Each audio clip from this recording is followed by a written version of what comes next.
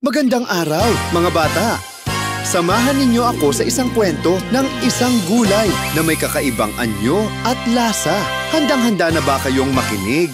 Tahimik na tayo, huminga ng malalim, at sabay-sabay nating tuklasin ang mahiwagang alamat ng ampalaya.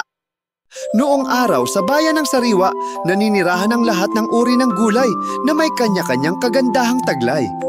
Si kalabasa na may kakaibang tamis, si kamatis na may asim at malasutlang kutis, si luya na may anghang, si labanos na sobra ang kaputian, si talong na may lilang balat, lunti ang pisngi ni mustasa, si singkamas na may kakaibang lutong na taglay, si sibuyas na may manipis na balat, at si patola na may igaspang nakaakit-akit.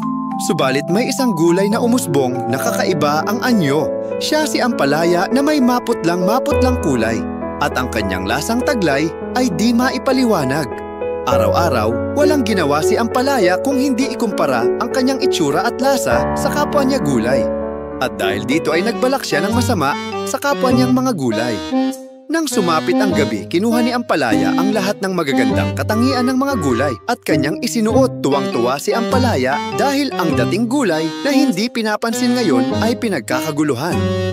Ngunit walang lihim na hindi nabubunyag nagtipon-tipon ang mga gulay na kanyang ninakawan. Napagkasunduan nilang sundan ang gulay na may gandang kakaiba at laking gulat nila nang makita nilang hinuhubad nito isa-isa ang mga katangian na kanilang taglay.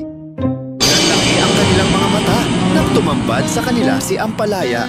Nagalit ang mga gulay at kanilang iniharap si ampalaya sa diwata ng lupain. Isinumbong nila ang ginawang pagnanakaw ni Ampalya. Dahil dito nagalit ang diwata at lahat ng magagandang katangian na kinuha sa mga kapwa niya gulay. Laking tuwa ni Ampalaya dahil inisip niya na iyon lamang pala ang kabayaran sa ginawa niyang kasalanan. Ngunit makalipas ang ilang sandali ay nag-iba ang kanyang anyo. Ang balat niya ay kumulubot dahil ang kinis at gaspang na taglay ni upo at kamatis ay nag-away sa loob ng kanyang katawan. Maging ang mga iba't ibang lasa ng gulay ay naghatid ng hindi magandang panlasa sa kanya kung kaya't pait ang idinulot nito. Ang kanyang kulay ay naging madilim na luntian. Ngayon, kahit masustansyang gulay si ampalaya, marami ang hindi nagkakagusto sa kanya dahil sa pait na kanyang lasa. Aral, walang mabuting na idudulot ang inggit. Nilikha tayo ng Diyos ng may iba't ibang katangian. Kaya maging kontento tayo at iwasang ikumpara ang sarili sa iba. At diyan nagtatapos ang ating kwento tungkol kay ampalaya. Tandaan natin, mga bata, walang mabuting na idudulot ang inggit.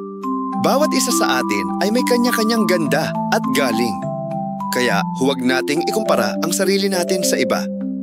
Laging maging masaya at kontento sa kung sino at ano tayo. Hanggang sa muli, mga kaibigan. Sa puso na may kabutihan, nagniningning ang tunay na kagandahan. Paalam at hanggang sa susunod nating kwento. Nag-enjoy ba kayo, mga bata, sa pakikinig? Maraming salamat, paalam.